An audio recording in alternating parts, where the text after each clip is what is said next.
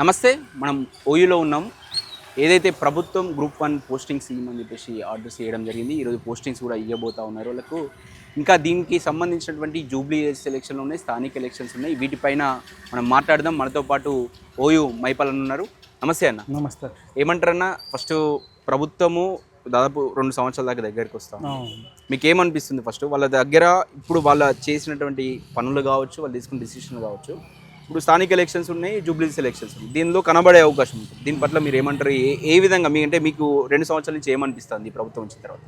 అదే ప్రభుత్వం మనకైతే ఫస్ట్ అనుకున్న మనోళ్ళు, మనకు తెలిసిన వాళ్ళు అనుకున్నాం, కానీ వీళ్ళంతా అధికారం రాగానే 360 డిగ్రీ యాంగిల్లో మారిపోయారు. అబ్బా, వీళ్ళలో నిజాయితీ అనేది లేదనేది మాత్రం పక్కా చెప్పగలుగుతాం. పక్కు రాజకీయం చేస్తున్నారు, పక్క స్వార్థపరులు అయిపోయారు. అసలు నిజాయితీ అనేది లేదు. ఇప్పుడు నువ్వు అన్న గ్రూప్ 1 ఇది ఎక్కడి సామాజిక న్యాయం అని ఒకటి వైరల్ అవుతుంది. గ్రూప్ 1 562 పోస్టుల్లో 172 మంది ఓసీల ఎంపిక. ఇది ఎక్కడి సామాజిక న్యాయం? జీవో 29 బహుజన వర్గాలను ముంచుతుంది, జాగో బహుజనులు అనేది వస్తుంది, వైరల్ అవుతుంది. అది నిజమా కాదా అనేది చూడాలి. ఇక్కడ ఓసీలకు 108 పోస్టులని, ఓసీలకు ఈడబ్ల్యూఎస్ కింద 64 అని, బీసీఏలో 47 అని, బీసీబీ 95, బీసీసీ 14, బీసీడీ 61, బీసీఈ 22, ఎస్సీలకు 95, ఎస్టీలకు 56, ఇట్లా 562 పోస్టులు ఇట్లా భర్తీ చేసిర్రు. ఎక్కువ ఓసీలకు పోతుంది ఒక అపవాదం ఉంది. దీని మీద ఎక్కడ కూడా క్లారిటీ ఇవ్వకపోవడం వల్ల జాబ్లో వచ్చిన వాళ్ళకి కూడా ఒక అసంతృప్తి. ఎక్కడన్నా ఒక ప్రెస్ మీట్ పెట్టి జీవో 29 వాళ్ళకి లాభాలని ఒక ముఖ్యమంత్రి కానీ, విద్యాశాఖ మంత్రి కానీ ఎక్కడని చెప్పిరా? టీజీపీఎస్ అని పెట్టాలి కదా. అసలు ఎప్పుడన్నా క్లియర్? ఇప్పుడు ఇంత అసంతృప్తితో ఇంత డౌట్ ఉన్నది. ఇప్పుడు వీళ్ళు చెప్పేది నిజమా, వాళ్ళు చెప్పేది నిజమా? Rule is rule for all అని ఉండాలి. ఇప్పుడు ఎస్సీ అయినా, ఎస్టీ అయినా, బీసీ అయినా మెరిట్ వచ్చినట్టు మెరిట్లో తీసుకోవాలి. ఆయన తీసుకపోయి నువ్వు రిజర్వేషన్లు వేసినావు అనుకో, మరి ఇంకా కింద రిజర్వేషన్ ఉన్న సెలెక్టెడ్ వాడికి ఇబ్బంది కదా. అది జీవో 29 వల్ల జరిగిందని అందరు చెప్తున్నారు. దీని మీద ఇప్పటిదాకా ఇవ్వలేదు ఒకటి.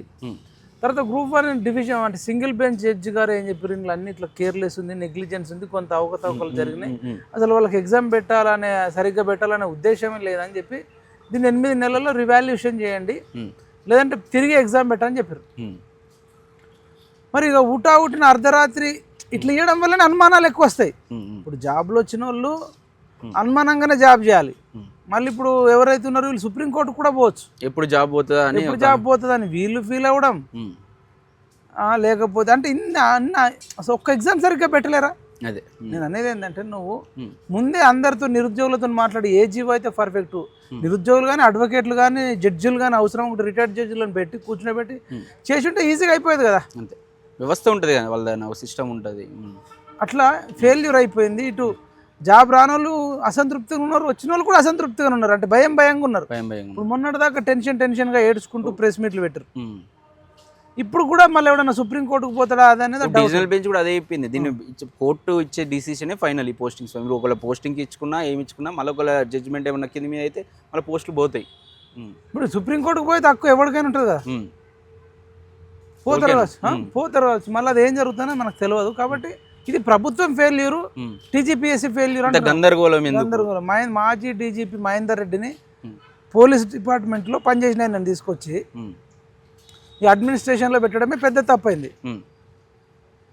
మరి ఇక ఇప్పుడు ఈ రకంగా ఈ గవర్నమెంట్ ఫెయిల్యూర్ అయిందా, కావాలని తప్పులు చేస్తుంది. తప్పులని కూడా అనరు, ఇవి ఒక రకంగా తెలిసే చేస్తున్నారు అనిపిస్తుంది. ఇవన్నిటికీ మూల్యం ఈ ఇప్పుడున్న ఉప ఎన్నికలలో లేకపోతే స్థానిక సంస్థలలో చెప్పలేం, కానీ అధికారం వాళ్ళ చేతులు ఉంటుంది. కానీ ఇప్పుడు ఎట్లుంటుంది అంటే, ఒక సర్పంచ్ ఎలక్షన్స్ ఉంటాయి. అబ్బా, ఊర్లో ఒక మంచి క్యాండిడేట్ ఉంటే క్యాండిడేట్ను పట్టేస్తారు.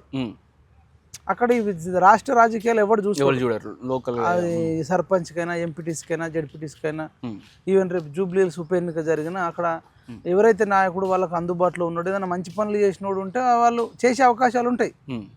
కానీ ఇది మొత్తం వచ్చే 3 సంవత్సరాల తర్వాత జరిగే అసెంబ్లీ ఎలక్షన్లో కానీ, ఎంపీ ఎలక్షన్లలో కానీ భారీ మూల్యం చెల్లించుకుంటారు.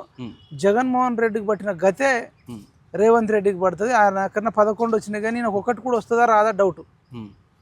ఇట్లాంటి స్థితి తెచ్చుకున్నారు. అది అంటే ఇప్పుడు 42% వాళ్ళ అన్న ప్రకారమే ఇచ్చే జీవో ఇచ్చారు. ఈరోజు రేపు ఈరోజు మ్యాక్సిమం ఈరోజు ఈవినింగ్ వరకు వచ్చే అవకాశం ఉంటుంది నోటిఫికేషన్. సో వాళ్ళు ఇస్తూ ఉన్నారు కానీ అది ఎంతవరకు పోతుందని ఒక గందరగోళంలో ఉన్నది. అంటే వాళ్ళు చెప్పిన మాట ప్రకారం ఇచ్చిరు అనుకోవచ్చు. ఒకవేళ కోర్టుకు పోతే అది తర్వాత ముచ్చట. మీరేమంటారు అన్న ఇది? అదే కోర్టుకు పోవద్దని ఆర్ కృష్ణన్నను మన రేవంత్ రెడ్డి బతిలాడుకుంటుండు. కోర్టుకు పోవద్దని అంటే మనమట బీసీలు ఓసీలను బతిలాడన్నట, మీరు వెళ్ళకండి కోర్టు కానీ. ఎవడని ఎంతమంది అంట బతిలాడితే ఎంతమంది అంట అవుతారు. దాన్ని ప్లాన్డ్గా చట్టంలో పార్లమెంట్లో లోక్సభలో బిల్లు తీసుకొచ్చేటట్టు వీళ్ళందరూ ఒత్తిడి తీసుకొస్తే వింటారు కదా. మళ్ళీ దాంట్లో ముస్లింలను కలిపిరట. వాళ్ళు బీజేపీ వాళ్ళు అంటారు ముస్లింలను తీసేసి మీరు పంపండి మేము యాక్సెప్ట్ చేస్తామని వాళ్ళు.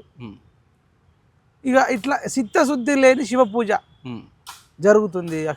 ఇది రేవంత్ రెడ్డి వాంటెడ్గా ఇప్పుడు కేసీఆర్ ఎట్లయితే కొన్ని చెప్పినాం, మన సలహాలు ఇచ్చినాం, రైతు బంధు భూస్వాములకు ఇయ్యకంటే ఇచ్చిండు, వాంటెడ్గా ఇచ్చిండు. తర్వాత దళిత బంధు 10 లక్షలు ఇయ్యక అందరికి లక్ష నెయ్యి కానీ ఒక్కడికి 10 లక్షలు ఇచ్చి మిగతా వాళ్ళకి ఇవ్వకపోతే ఎట్లా అని అన్నాం, వినలే. గ్రూప్ 1 పేపర్లు లీక్ అవుతుంటే కూడా ఇవి లీక్ అవుతున్నాయి చూసుకోండి అయ్యా, ఒకసారి 2 సార్లు అన్న వినలే. వినకపోతే ఏమైంది, గుద్దితే అసలు కేసీఆర్ లేవకుండా అయిపోయింది. ఇప్పుడు ఎంత గోస ముసలితనంకైనా ఏజ్లో 70 దాటినాక ఇంత నరకం ఆయనకు అవసరమా?